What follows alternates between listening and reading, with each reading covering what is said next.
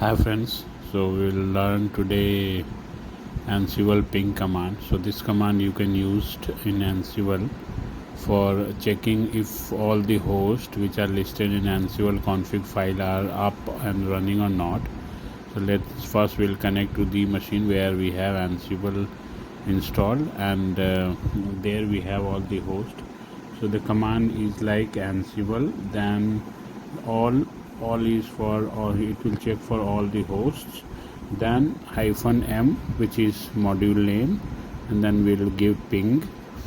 And after that we can have either user, we can have a username, or we can skip that, so it will run default as the current username. So it's better to give username, and here is the result you can see. And so like this you can check